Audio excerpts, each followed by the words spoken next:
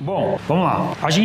Vou reforçar aqui e revisar algumas coisas. A gente está falando sobre nossa série, de mensagens, resoluções 2026, a melhor lista. A ideia é que a gente sempre faz lista de final de ano. Se você não faz no papel, você faz na cabeça. Eu tenho certeza que você virou o ano pensando como que ia ser diferente de 2026. Tenho certeza disso. Eu virei o ano pensando nisso. Mesmo que a gente estava ali se abraçando, comemorando, e a gente quase perdeu a hora. A gente estava passando no novo junto, a gente quase perdeu a hora que estava brincando lá, e quando foi ver já estava dando meia-noite. Mas a gente passa pensando nisso. E é importante você fazer listas, mas é importante você colocar as coisas certas no lugar certo. E começar o ano com Deus no centro é importante.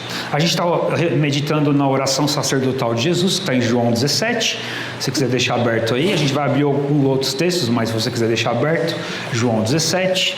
E Jesus ali, nos primeiros 5 versículos ali, ele está fazendo a introdução desse tempo, pelo menos João registra assim, e na introdução dessa oração, Jesus está priorizando aquilo que é mais importante na oração dele. Lembra que é a última oração de Jesus, num contexto ali, antes de ser preso, tudo, aquela oração que ele está fazendo com seus discípulos, é uma oração de intercessão.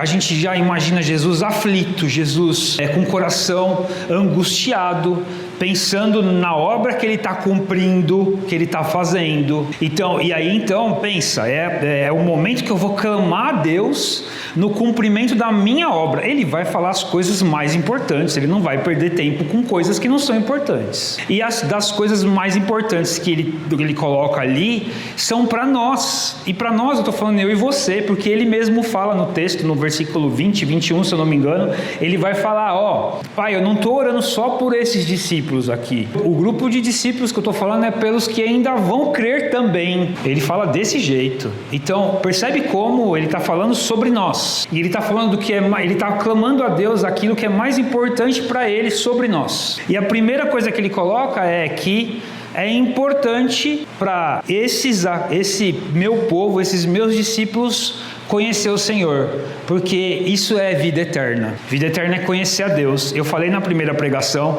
a gente ouve quem cresce na igreja, que tem uma vida de igreja, ouve vida eterna como algo que vai acontecer, as ruas de ouro, a glória e tudo mais. Ok, lá a gente vai desfrutar disso perfeitamente, mas ela começou agora.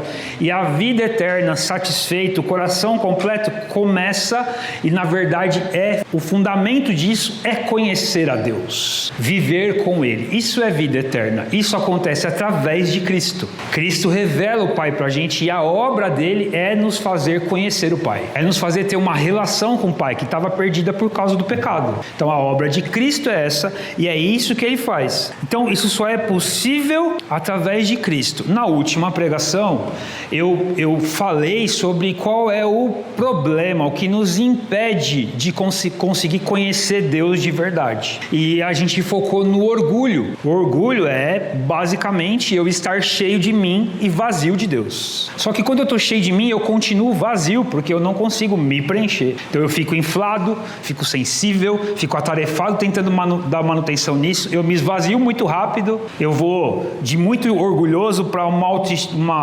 autoestima negativa. Por quê? Porque dá muito trabalho ficar cheio de você, ter você no centro. Então o ideal é a gente se esvaziar de nós mesmos, não buscar valor em nós mesmos ou na aprovação de outras pessoas, mas crer e viver a partir do valor que Deus dá para nós, que é nós somos filhos amados. E esse é o valor que importa. E eu não vou ficar correndo atrás de outros valores, tentando me afirmar. Isso me ajuda na hora de fazer as minhas resoluções, porque pode ser que a minha resolução eu preciso de um carro novo. Eu sempre dou esse exemplo, Graças a Deus eu não preciso, é só um exemplo mesmo, mas eu preciso de um carro novo. E aí, por que você precisa de um carro novo? Porque não tem problema você precisar de um carro novo. O problema é o porquê. É porque meu vizinho comprou um e eu quero mostrar que eu consigo um melhor. Poxa, a gente tem um problema aí. Você está se enchendo de você, de algo que não deve te satisfazer. Mas o motivo é nobre, é conforto para minha família, eu preciso para poder ir para o trabalho, aí eu consigo, eu não tenho hoje, qualquer coisa, não tem nenhum problema, que Deus te abençoe, que Ele seja glorificado por isso. O problema é o que eu coloco na lista e qual que é o fundamento do que eu coloco na lista. Então, era um problema, a gente tentou tratar o problema, como eu coloco Deus no centro para fazer a melhor lista. E a primeira coisa, ou a única coisa, é tirar o eu do centro e colocar Deus no centro. Ok, agora, qual que é o fundamento, qual que é a base para eu colocar Deus no centro? Como é que eu faço isso na prática? Porque eu falei o que a gente não deve fazer e o que a gente deve resolver. Mas como fazer isso? Onde está a orientação para eu tomar essa decisão? Porque o problema é quem ocupa o primeiro lugar. Se eu entendi que quando eu ocupo o primeiro lugar isso é um problema, como é que eu faço para eu desocupar isso na prática? Como é que eu vivo isso dessa forma? Se Jesus falou que a vida eterna é conhecer a Deus, o único Deus verdadeiro, e a Jesus Cristo, a quem enviaste, é o versículo 3 do capítulo 17, então, se a vida eterna é conhecer a Deus, a pergunta inevitável é como a gente vive a partir disso. Como que é a vida de conhecer a Deus? Como eu devo fazer isso? Essa oração de Jesus, eu já falei, não é comum. Jesus não está cumprindo uma agenda aqui só. Eu vou morrer, é bom eu fazer uma última oração, né? Ele não está fazendo isso. Não é, isso aqui não é religioso, não é um ritual. Não é algo que ele está fazendo porque pediram para ele fazer, porque era a prática de um rabi fazer. Não é. Ele está fazendo porque ali tem uma urgência, tem um entendimento claro da missão dele, da vontade do Pai. Ele está pedindo algo importante e percebe que nesse texto você deve ler a Bíblia inteira, mas leia João 17, para você sempre entender o contexto que eu estou falando. Você vai perceber que no clamor de Jesus pelo seu povo aqui, pelos seus discípulos, que somos eu e você, ele não pede prosperidade financeira, ele não pede conforto, ele não pede total liberdade, ele não pede nada disso. Pelo contrário, ele toma conclusões do tipo: Pai, eu sei que eles vão sofrer, eu vou sair, eu vou embora, eu vou morrer, eu não estarei mais aqui, mas eles estarão. Pai, cuida deles, protege eles, vai ser difícil. Ele não percebe que não há prioridade de Jesus, não é o nosso conforto, mas é a glória de Deus no centro e a vida a partir disso com Deus no centro. E aí, por que ele não pede por prosperidade ou qualquer outra coisa? Porque você sendo próspero ou não, o que faz diferença mesmo é Deus no centro, é a glória de Deus e não a prosperidade ou a falta dela. Porque você pode ser muito satisfeito em Deus, conhecendo Ele de verdade, mesmo não sendo próspero financeiramente. Mas muito mesmo, muito mais do que bilionários que existem por aí. Que, aliás, é um dos grupos que tem muito problema com tirar a própria vida, né? Por quê? Porque a gente percebe, porque não é o dinheiro que satisfaz. Não é o desempenho, não é o próprio Deus. E como a gente conhece esse Deus então? Porque o que Jesus está pedindo ali, nessa oração, é que a gente viva essa vida que Deus nos deu, que é conhecer o Pai através do Filho. E aonde que está isso assim?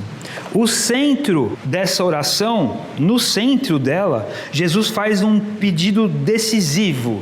E é muito importante isso, e é o texto que eu quero concentrar hoje, que é um versículo só, que é o versículo 17 de João 17. Então, João 17, 17. Olha o que Jesus diz aqui. É claro, a gente vai entender um pouco do parágrafo, mas eu quero ficar focado nesse versículo, nessa oração, que é das coisas, daquilo que é mais importante que Jesus clama ali. Ele fala aqui, santifica-os, falando de nós, tá? Dos seus discípulos, na verdade. A tua palavra é a verdade. E eu quero quebrar esse versículo em 3 partes para a gente entender ele. E a primeira parte é santifica-os. E santidade é uma palavra que a gente usa muito, mas normalmente conhece pouco. Normalmente a gente fala de santidade sobre pureza moral, sobre fazer o certo e não fazer o errado. A gente fica pensando em santidade muito em cumprir mandamentos, em não fazer isso e fazer aquilo.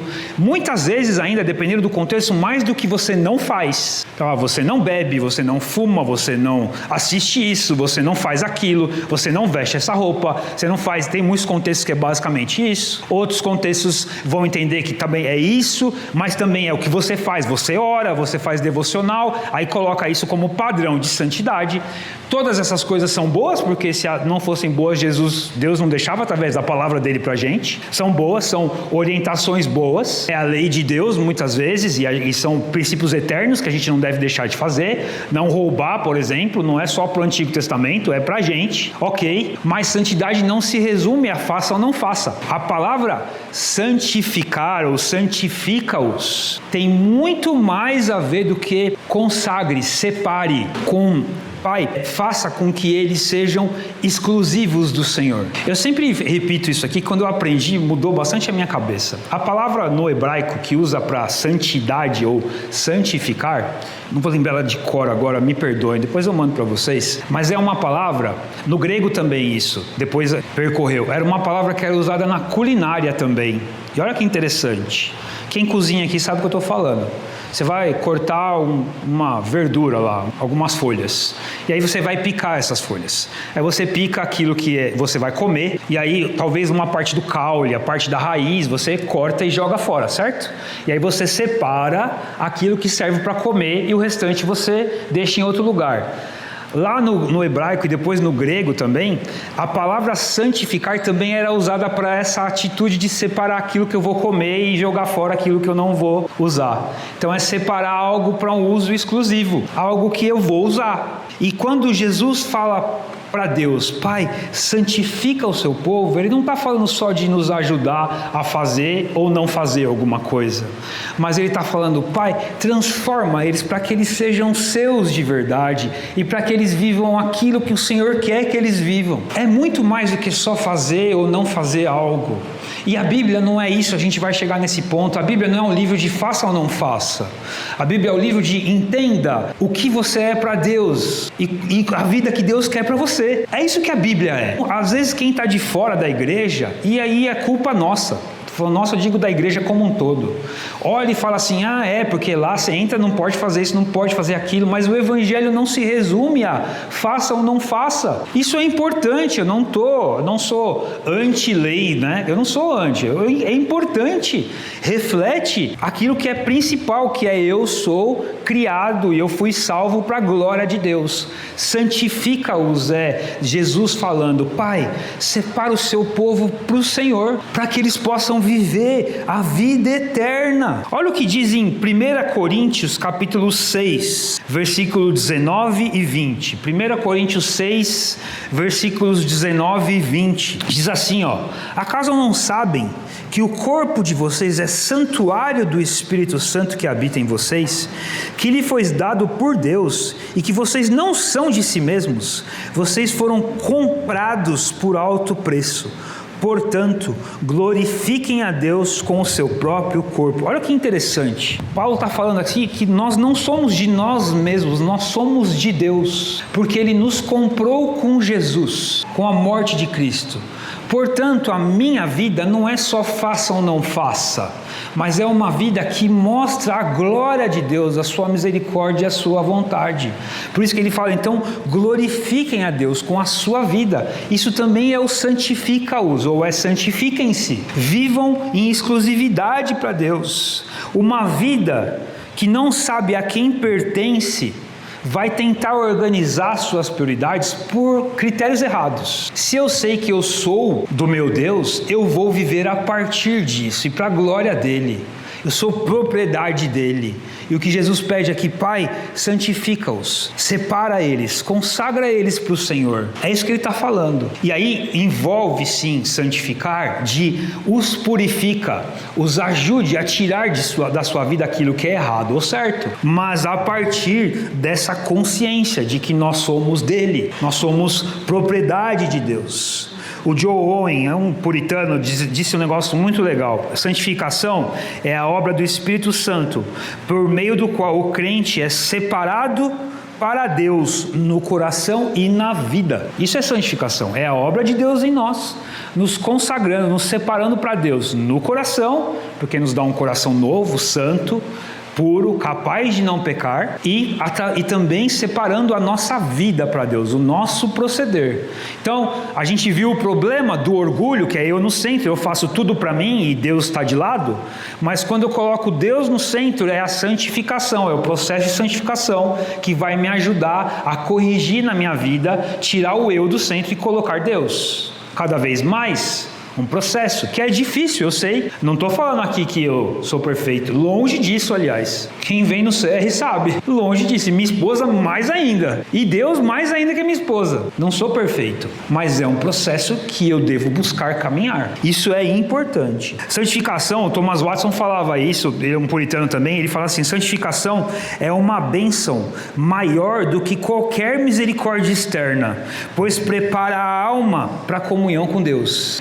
Melhor do que receber dinheiro, carro, casa, é ter um coração puro. Porque o coração santo tem relação com Deus e é Deus que satisfaz a gente. A casa, o dinheiro, o carro, o sexo, qualquer outra coisa não satisfaz a gente. Quem satisfaz é Deus. Então é melhor ter um coração santo do que dinheiro no bolso. Porque com ou sem dinheiro no bolso é Deus que te sustenta. Mas sem um coração puro, santo, santificado, não tem relação com Deus que te sustenta. Então isso é importante. A obra de Jesus na cruz começa um processo de santificação. Só que a Bíblia nos chama a nos santificarmos, a ter um esforço da nossa parte em separar e consagrar nossa vida para Deus. Essa consagração, ela não acontece no vazio, ela tem um ambiente para isso, ela tem um padrão para isso. E aí Jesus continua o verso, pode voltar lá para o 17 aqui, se puder, tem um verso, na continuação do verso tem um lugar onde acontece a santificação. E aí Jesus fala, santifica-os na verdade. E verdade aqui é o ponto importante, a gente vai expandir essa verdade aqui. Porque Jesus não está pedindo para que os seus discípulos sejam santificados nas experiências. Que eles tenham um tempo de oração tremendo, eu não estou falando que eu sou contra isso, preste atenção. Mas que eles tenham uma experiência tremenda, espiritual, e aí sim eles vão provar disso. Não está falando disso. Ele não está falando também de apenas um conhecimento teológico, que eles conheçam e eles saibam lidar com os textos e eles sejam mestres. Ele não está falando disso. Ele também não está falando sobre dar força de vontade para eles, porque é isso que vai fazer eles santos. Ele não fala disso. Ele também não está falando, Pai, separa eles do mundo. Aliás, o contexto isso está muito claro. Ele não está falando, Pai, tira eles do mundo, porque o mundo jaz no maligno e a gente precisa purificar eles. Ele não fala isso. Ele fala, Pai, consagra eles, purifica eles, santifica eles, separa eles para a sua glória na verdade. A verdade é o instrumento para isso. E a verdade aqui é uma palavra que teologicamente é ampla, porque Jesus disse, eu sou o caminho, a verdade e a vida. O caminho até Deus, a verdade e a vida eterna a gente encontra em Jesus. Jesus disse que o Espírito Santo é aquele que é o Espírito da verdade, que vai aplicar as palavras de Deus no nosso coração, que vai nos ensinar e nos conduzir. A Bíblia fala sobre ela mesma. A palavra de Deus diz que a palavra de Deus é a verdade. E verdade então é essa palavra grávida que teologicamente é um diamante com vários aspectos, vários pedacinhos, várias faces do diamante aqui.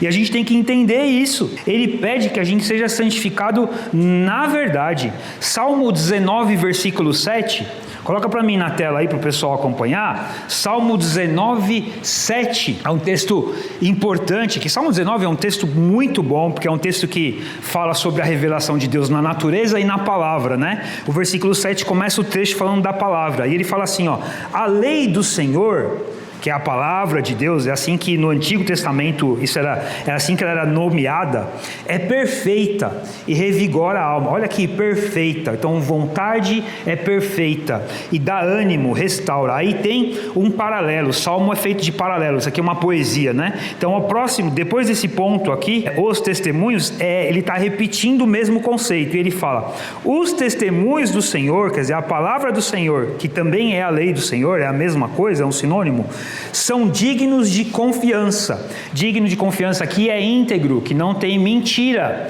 é verdade, e tornam sábios os inexperientes. Então, o paralelo de revigorar a alma é tornar sábio, é o mesmo conceito ali, é nos permitir viver, dar ânimo e a vida que Deus quer. Sabedoria na Bíblia muitas vezes tem a ver com como eu caminho na presença de Deus. Então, a palavra de Deus é perfeita, é verdade e nos orienta e nos dá ânimo, nos dá vida, nos permite viver o que? A vida eterna, porque a vida eterna, como diz no versículo 3 do capítulo 17 de João, é conhecer a Deus. E a gente conhece Deus como? A partir de como Ele se revela a nós através da sua palavra. Então, a lei do Senhor é perfeita. Lá em 2 Timóteo, capítulo 3, versículo 16, um texto muito conhecido. Paulo está ali no final da sua vida, orientando o seu discípulo ali a como viver, que já era um pastor também, e ele está falando para Timóteo da importância da palavra, e ele fala: toda a Escritura, ele está falando da palavra de Deus, é inspirada por Deus e útil para o ensino, para a repreensão, para a correção e para a instrução na justiça. Passa o 17 aí para mim, por favor. A fim de que o homem de Deus seja apto e plenamente preparado para toda boa obra. Viver a vida que Deus espera de nós precisa acontecer através da verdade. A verdade, ela não apenas informa, ela nos forma. A revelação de Deus, ela não só nos informa, não é simplesmente saber que existe um Deus, mas é conhecer quem é esse Deus e quanto isso impacta a mim e a sua vida. Ela vai moldar afetos, vai corrigir desejos, vai realinhar a vida, aquilo que Deus espera para você, e isso é consagração, isso é santificação, é viver o propósito que Deus tem para mim e para você. É isso que é santifica-os. O Riley, ele tem um livro que chama Santidade. É um livrão assim, gente, é um livro, dá trabalho para ler, mas é muito bom. J.C. Riley, o nome dele, depois eu posso te passar. E ele fala nesse livro, logo no primeiro capítulo, assim, quando ele vai falar de santidade, ele usa o texto lá de Hebreus que fala: sem santidade ninguém poderá ver a Deus. E ele ele fala de relação com Deus, ele vai desenvolver o livro todo nisso. Mas um dos primeiros argumentos desse, no primeiro capítulo do livro, ele fala assim, a Bíblia é o fundamento de toda a santidade. Sem ela, o homem nunca será realmente santo. Eu estava num tempo discipulado com uma pessoa essa semana e eu estava falando sobre isso. A gente estava falando um pouquinho sobre o Salmo 19, e Salmo 19, Deus se apresenta ali como Ele se revela de duas formas. A primeira, os primeiros 6 versículos é através da natureza. A natureza revela a glória de Deus. Lá Ele fala que o firmamento anuncia o outro dia a glória das suas mãos, os céus revelam a glória de Deus, e realmente, a gente já falou isso no nosso PG, né? Quando você olha para a natureza, aquela paisagem linda, existe um Deus, né? Isso aqui é incrível. É não só uma paisagem, mas a criação, animais, o corpo humano, tudo isso você vê que existe um Deus. Ok, mas isso ainda não diz qual Deus existe. Aí Deus foi lá e ainda, por misericórdia, se revela e diz quem Ele é, além de Criador, santo, puro, justo. Então a segunda metade do capítulo é dizendo a palavra, Deus se revela ali, para que a gente possa aprender a viver para Ele. E o salmista conclui o capítulo falando: e é nisso que eu quero viver, eu quero buscar a sua palavra para agradar o Senhor, porque agora eu conheço o Senhor pela sua palavra. Então a Bíblia, a palavra de Deus, é o fundamento para a gente poder viver para Ele. A criação revela o poder, mas a palavra revela a justiça, a santidade, e a gente precisa entender quem Deus é e como a gente deve estar na presença dEle. E Jesus deixa muito claro que essa verdade, ela não é abstrata ou relativa, não é algo que a gente possa tirar, fazer uma interpretação pessoal e dizer é assim ou assado.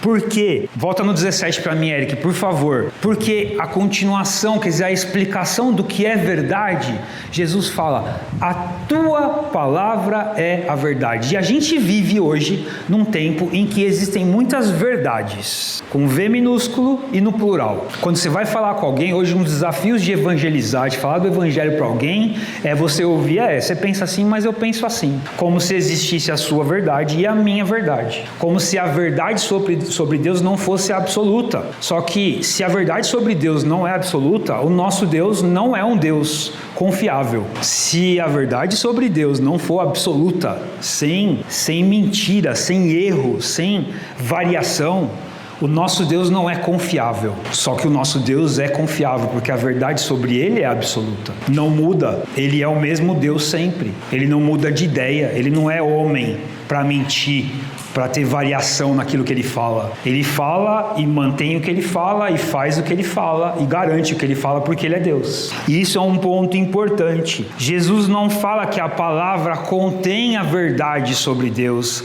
mas Ele fala que a palavra é a verdade sobre Deus. E é importante a gente entender isso. A verdade, ela procede de Deus, porque é a palavra da sua boca.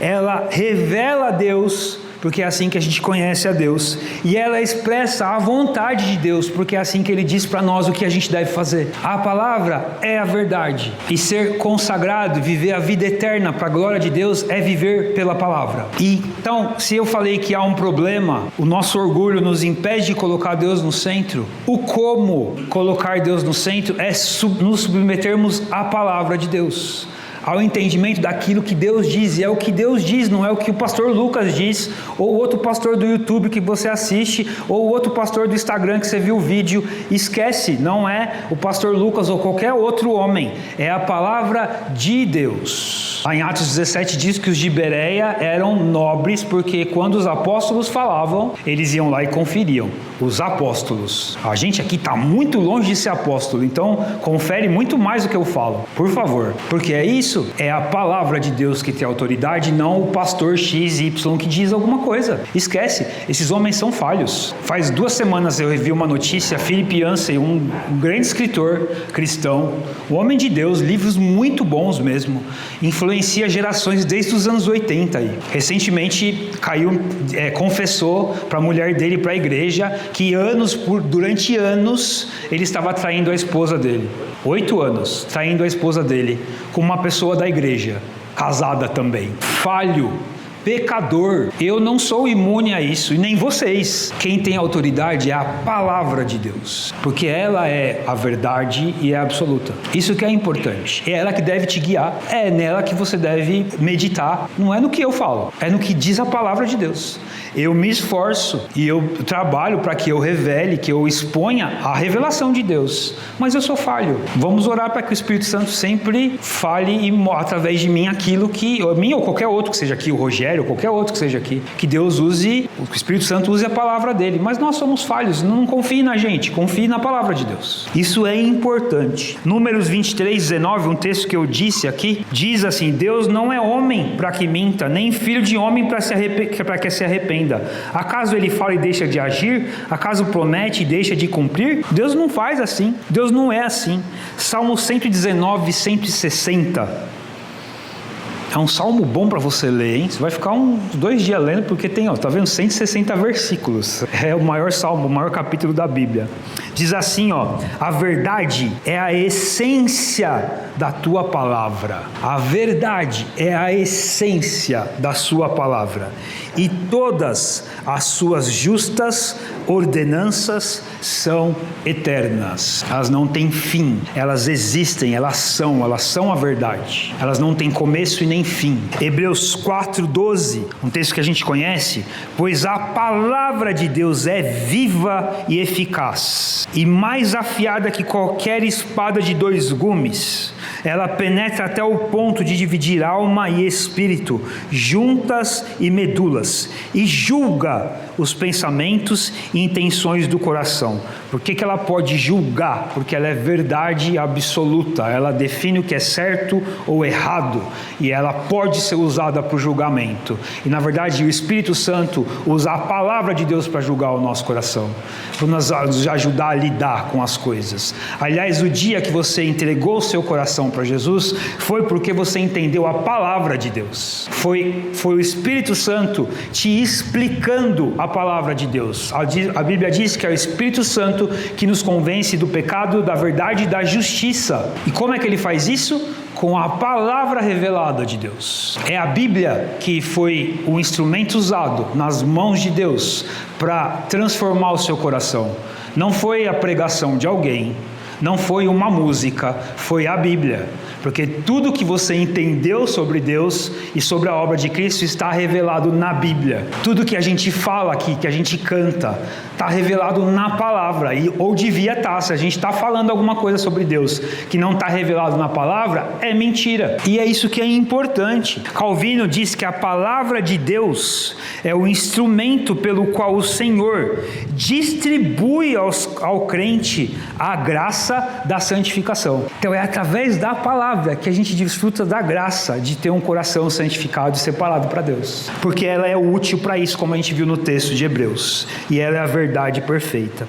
Quando essa verdade deixa de ser o padrão, a vida perde a direção. E esse é o ponto aqui. Viver fora da verdade revelada, da palavra de Deus, não produz liberdade, produz confusão. Porque se é a Bíblia que te revela como você pode viver a vida eterna conhecendo Deus, viver fora da palavra de Deus não te traz liberdade, te traz escravidão, porque você vai deixar de viver toda a liberdade que Deus quer para você. É dentro do padrão da Bíblia, da verdade sobre Deus, que você pode viver a vida funcional que Deus propõe para você, a vida de verdade, com propósito, com sentido, consagrada para Ele. Provérbios 14, 12 diz assim: há caminho que parece certo ao homem, mas no final conduz à morte. A gente, na nossa própria concepção, a gente toma decisões, coloca prioridades que parecem que são legais, parecem que são boas, quando é baseado em nós mesmos, sem uma dependência, uma consulta, uma busca pela verdade de Deus e pelo padrão de Deus. Vai parecer que é legal, a gente vai olhar, vai ser como uma fruta foi no Éden, né? Vai ser agradável aos olhos, mas no final, porque não é o caminho de Deus, vai nos conduzir à morte. A gente deve refletir isso. Sem a palavra como critério, as decisões vão se basear no quê? No nosso coração, que é corrupto, é enganoso, vai se basear em sentimentos. Aí até o sucesso perde sentido, porque você até alcança um resultado e chega lá, não foi o que eu queria, você vai querer mais, e você vai, como eu disse semana passada, vai ficar se enchendo de algo para tentar satisfazer algo que nunca está satisfeito. E a espiritualidade, o sentido espiritual da vida, a satisfação em Deus, fica instável. Porque uma hora você está satisfeito, uma hora você não está, uma hora está bem, uma hora você não está, uma hora está legal, uma hora não está.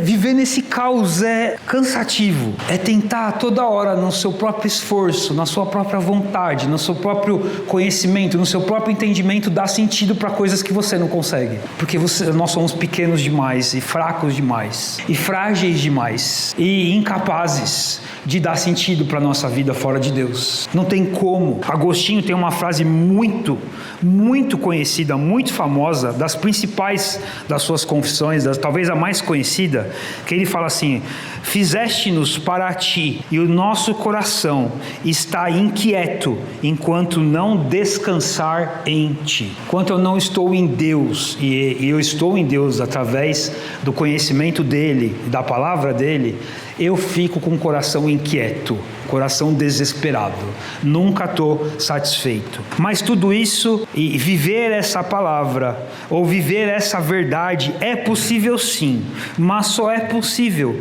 porque Deus mesmo abriu esse caminho até Ele, para que a gente possa viver pela palavra a vida que Ele quer. Porque se eu tentar viver, usar a Bíblia como um padrão moral e só isso, mesmo assim, mesmo que você diz, mas a Bíblia é boa, não, vai ser bom, é bom, mas não é completo. Isso cansa. Tem muita gente que cresce na igreja e olha para o evangelho como um padrão moral e chega uma hora que se frustra e vai embora da igreja. Tem gente que faz isso. Tem muita gente que cresce na igreja, você já viu isso, que cresce na igreja, segue tudo, é servo, faz isso, faz aquilo, mas é só um padrão moral. Chega uma hora que isso cansa. E aí a pessoa abandona o Evangelho. Por quê? Porque ele usou a Bíblia como um livro de regras. E a Bíblia não é um livro de regras. A Bíblia é o livro que nos revela o caminho até Deus. E é como Deus propõe esse caminho. E existe um caminho. E esse caminho é Jesus Cristo. E é interessante que o próprio João, no primeiro versículo do Evangelho de João,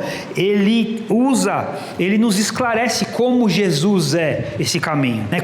Quando Jesus está falando santifica-os na verdade, ele não está falando só da palavra escrita, porque ele fala a sua palavra é a verdade, mas João nos ajuda a entender que Jesus não é só a palavra escrita, ela é uma pessoa, não é só um conceito. João usa no primeiro versículo do livro de João, do Evangelho, no capítulo 1, diz: no princípio era a palavra, e a palavra estava com Deus, e a palavra era Deus. O autor de Hebreus, no comecinho do livro, vai dizer que antes Deus se revelou pela palavra escrita, pelos profetas, pelos escribas, e agora ele se revelou de forma perfeita, definitiva, o tempo verbal é isso, em Jesus. Não precisa mais de outra revelação. Jesus é a palavra de Deus revelada, e a palavra escrita,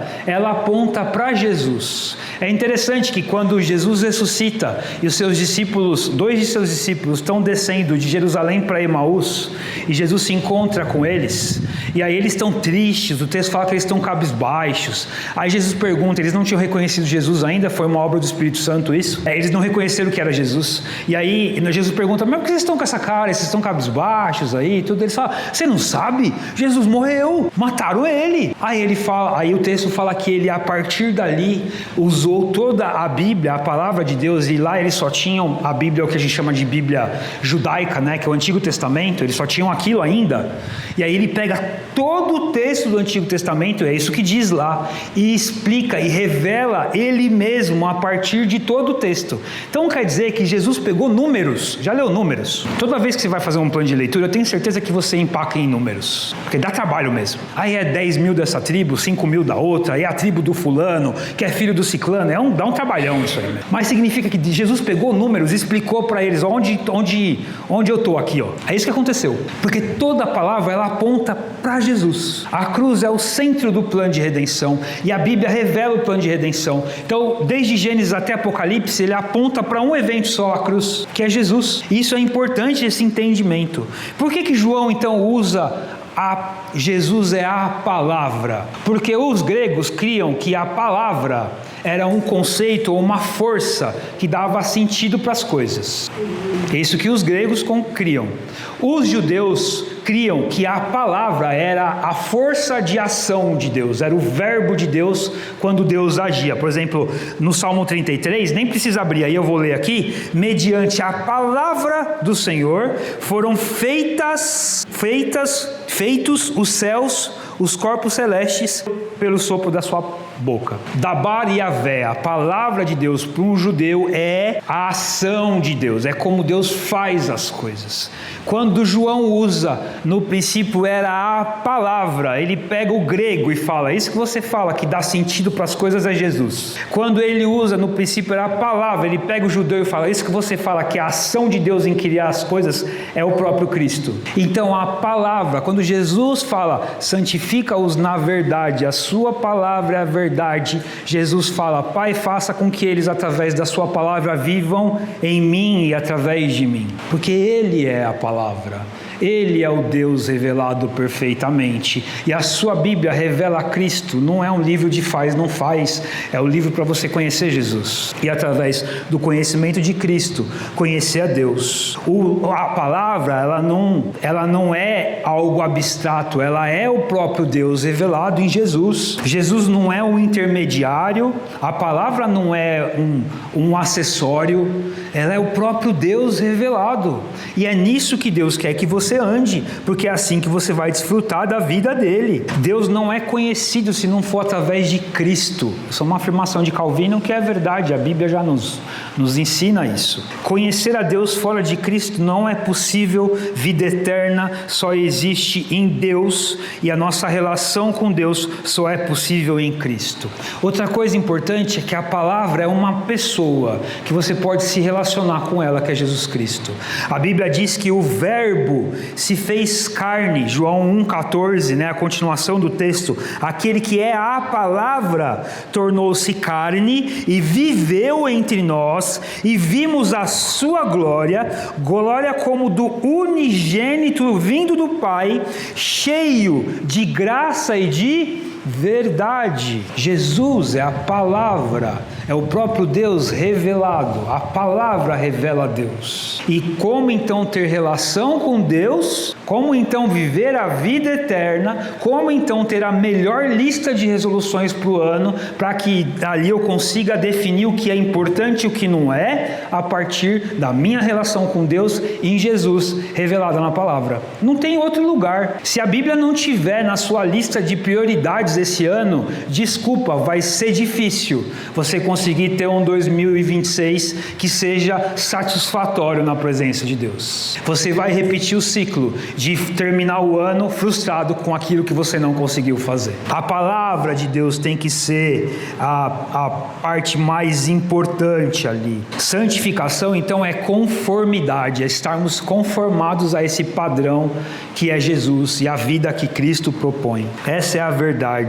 Jesus falou: eu sou o caminho, a verdade e a vida. Ninguém vem ao Pai, ninguém conhece o Pai a não ser por mim. Ser santificado é ser moldado em Cristo Jesus através da palavra de Deus. É isso. A palavra, o Thomas Watson, que é um puritano, disse isso: a palavra é o espelho no qual vemos Cristo e ao contemplá-lo somos transformados à sua semelhança. A gente olha para um espelho que está refletindo Cristo e a gente busca se adequar àquele reflexo.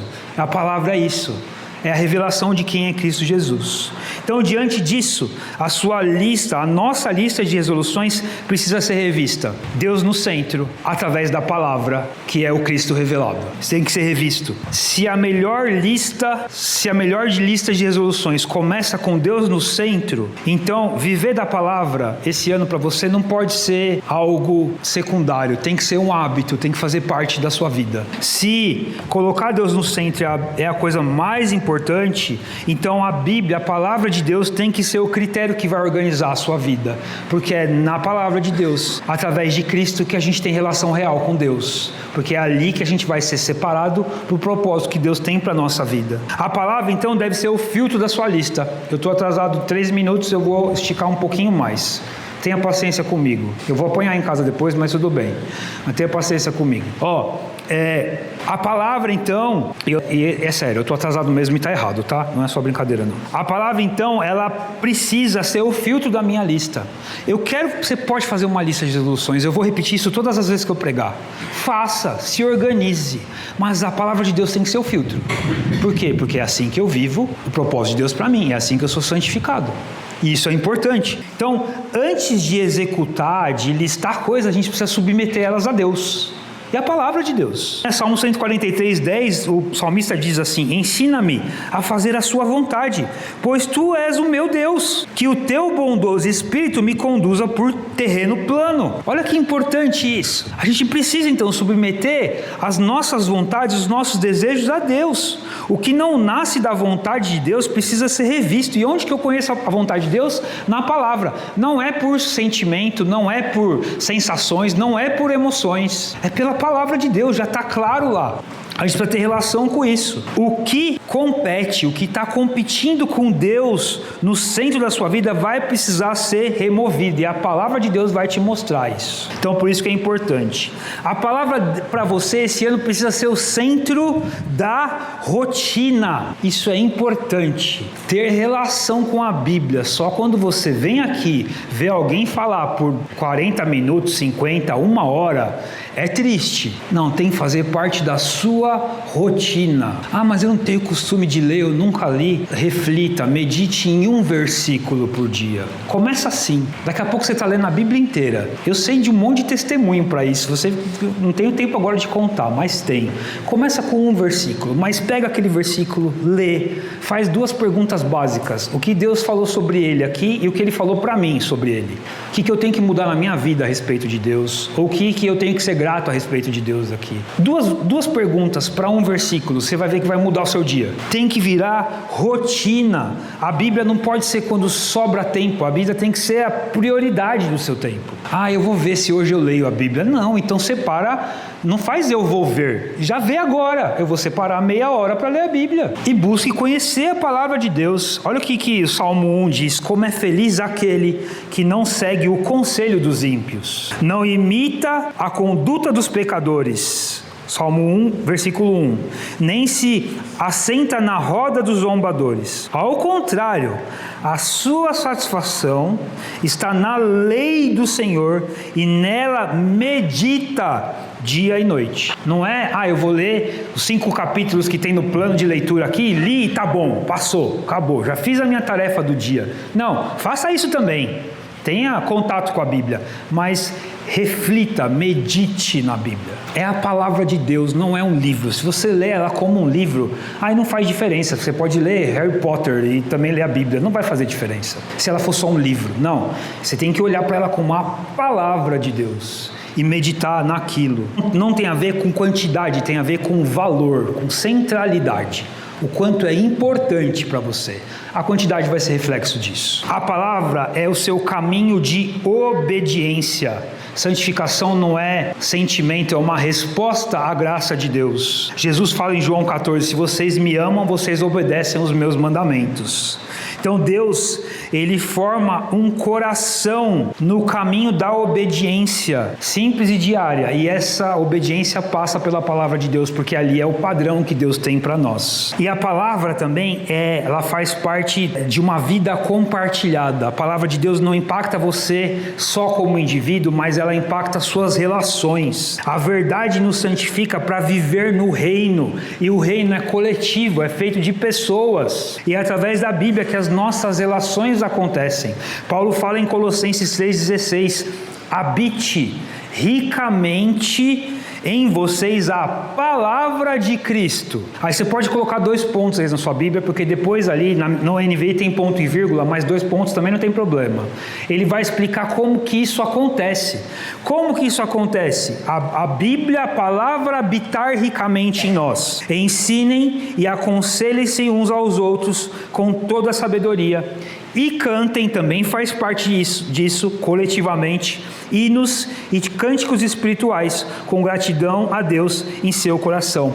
Então, o espaço da palavra transformando o meu e o seu coração vai passar por eu viver a vida da igreja. Por quê? Porque eu preciso da ação do Espírito Santo de Deus em outras pessoas. Também porque eu não sou completo, para que eu, através do testemunho delas, também conheça a Deus. Porque Deus se revela através da obra dele em vocês e em mim. E eu conheço Deus muitas vezes através de vocês.